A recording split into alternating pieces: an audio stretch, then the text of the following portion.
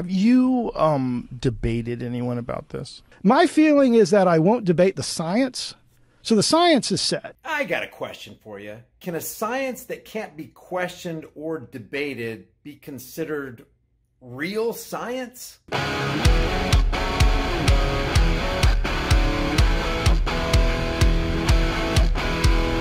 Hey guys, before we get into today's video, I want to give a real quick shout out to today's sponsor, Virtual Shield VPN. And the reason I promote it, guys, is because I use it every single day and I know that it works, and I've proven it in videos in the past. If you use the link in the description, you're going to get 50% off, and that's going to help you protect your identity, your activity, and your location anytime you're surfing on the net. That link is in the description below. You know, I think one of the reasons a whole lot of people like Joe Rogan is because he appears to genuinely want people to have all the information available to us. And he doesn't censor people he disagrees with, but he encourages a healthy discussion and debate.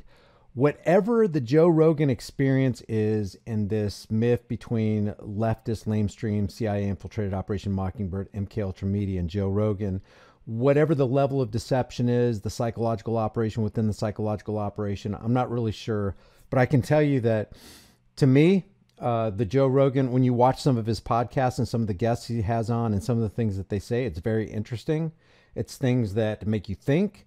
It causes you to look at another perspective that you may not have had rattling around in your brain. So you can consider, you know, a different view, somebody else's different view, somebody different than yours. It challenges your views. Anytime you can get your views challenged and questioned, it's a good thing. It's a good thing for the human race. That's why I'm against censorship, because censorship literally is violence. You're forcing someone into silence. You're either, you know, shoving them off of a social media platform, or you're economically terrorizing them, saying, hey, you can't make money on the internet, but CNN can. MSLSD can, Fox News can, and we don't want to hear your voice because we feel like your voice is damaging to people as a whole.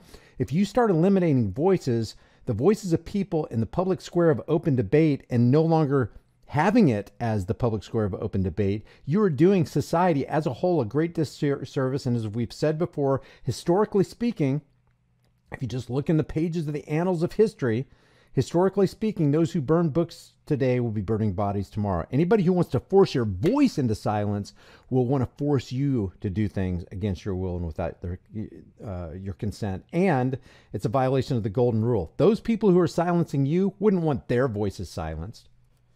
Oh, my opinion's better than yours, and you better not question it. And if you do question it, you're gone, buddy. That's what this is all about right here. So he's interviewing this guy named Andrew Dessler. Let's go over the bio of Andrew Dessler before he even gets started talking, because it's kind of interesting what his bio says right here. Andrew Dessler's latest research focuses on climate change, water vapor, and clouds. His work has been critical in climate change, both in informing the scientific community and introducing students to this important field. So he is an informer of the scientific community. With that as the backdrop, listen to what he says on the Joe Rogan podcast. Have you debated anyone about this? So I have not debated anybody about this. Actually, I take it back. I debated this person, Richard Lindzen, in 2010. My feeling is that I won't debate the science. So the science is set. You know, Earth. You know, I won't debate the science. The science, he says, is set. But what if somebody on the other side who disagrees with what you call science, and I'm not making any assertions here, I'm just asking questions. What if somebody on the other side of the fence says, well, I disagree with your science, and we're going to throw some questions at you, and you respond to it? He's basically saying, I'm not debating it. It's set, it's settled. This is what it is. Guys, is that how science works? Is he saying that science is immune from the infection of politics and the corruption of power?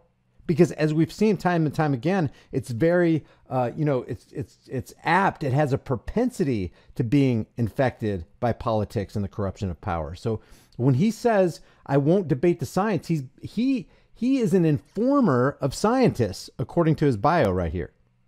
He's informing the scientific community. If he's one of the people informing the scientific community and he's saying that I won't debate the science, what's he really saying?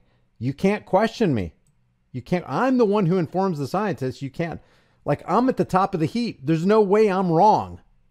Is that really how science works? Is that being honest? Temperature's warming, humans are the cause. I'm happy to debate policy because I think policy needs to be debated. So if someone wants to debate energy policy with me, why wouldn't you debate the science? Because the science has already been debated in the scientific system. I understand that. That doesn't make any sense. Why would you not debate the science? Because the science has already been debated. It's in its the finality of the debate mode. That's over. That's history. That can never happen again. Now we have the we have the prudential. We have the granite. That's right here. This is the Rock of Gibraltar. It ain't moving. You can't question it. It's not affected by anything. Is that really what he's saying? Is that really where he wants to go? It's already been settled in the past. You can't question it now. Oh, okay. Who settled it? Because you can call on consensus, and you can say it's settled. But what if other people have? Oh no, that's illegitimate. People can't have questions about what I say is settled. Doesn't make any sense. But to the average person that gets confused and doesn't know whether or not you're correct or Steve Koonin is correct. Yeah, so I think a debate would be very beneficial. I disagree with that entirely because how so? Because in a one-on-one debate without the ability to fact check people. So let's why say, couldn't you fact check them in real life? In real time. Yeah, because I mean, how time. do I do that? He says this paper says this, and I'm saying, do you want me to read the paper? Yeah. Well, I mean. Yeah. It would be You don't have to do that in real time. All you have to do is have the conversation. And if Steve Koonin or whoever that you're debating brings up some periodical, some peer-reviewed journal, or scientists have a dissenting opinion on what you say is settled, then people can later reference that and they can go over it and they can make their own conclusions. Basically, when you say, no, something is settled and it can't be questioned, you're basically saying, so you need to just put it out of your mind that any of this needs to be questioned. It's somebody sitting in the driver's seat going, hey, I'm in control of this thing. You're not. Sit in the back seat, strap in, and shut up. Debate that would take a week. So we do a week. I mean, I don't even think it would take a week, but there's certain points that you could get where you would go over them and we could kind of establish those points in advance. Like where's the contention? Like where's the disagreement? And why does he feel this way and why do you feel this way? And I feel like if we established like a set of parameters or a set of areas of contention. Well, we can certainly talk about that. I think we need to work that out. But let me just sort of finish what I was saying.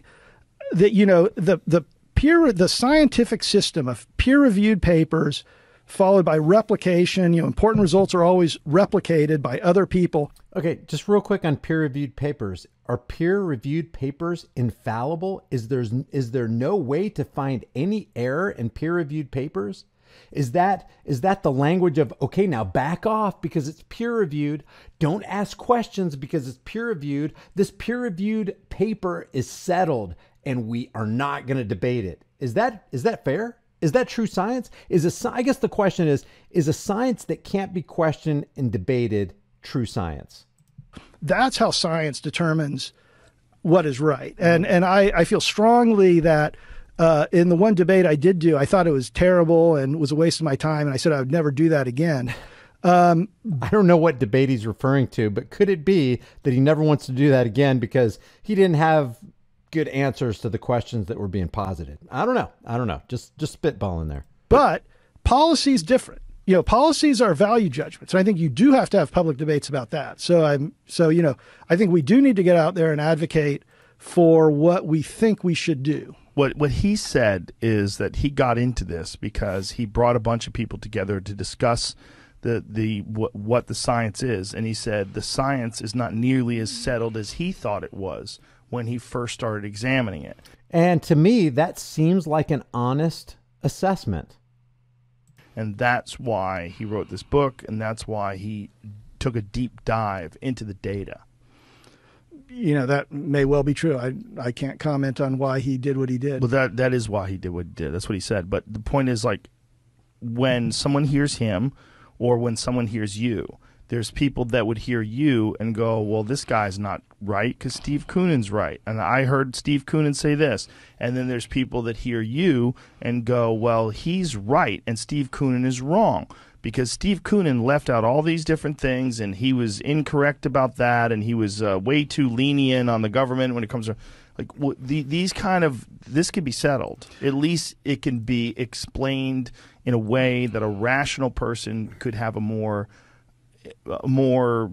informed opinion of what's going on. Yeah, I think you overestimate the ability to settle these issues in a debate. Have you? One thing I think is certain in life, and that is that truth fears no scrutiny. If you're on the side of truth, aren't you open to debate? Aren't you open? Haven't you opened yourself to hard questions? If you are settled in your mind that what you have is the truth, and that's the message that needs to be heard by the masses, why wouldn't you step onto the debate stage and have questions come your way so that you can show the world that what you're saying is absolutely true? I don't understand. I have to go with no science. No science, supposed science, real science or otherwise, is immune to the infection of politics and the corruption of power. Science used to control you under the guise of keeping you safe, because that's usually what it is a science that might be worth rejecting. Leave your thoughts about this for the world and the global thought police in the comments section below. Let me know what you think about what Andrew Dessler says right here. And you tell me if you think the science is settled. You tell me if a true person who thinks the science is settled but won't debate, you tell me if you think that is, some indication that there's something disingenuous going on there. Leave your thoughts about this for the world and the global thought police in the comments section below. If you haven't done so already, subscribe to my private email list through my website, highimpactflix.com. If you like this video, give it a like, share it with everybody you know, and subscribe to me on all my alternative media platforms, because you never know when this relationship on this platform between you and I is going to end. I'll see you guys in the next video.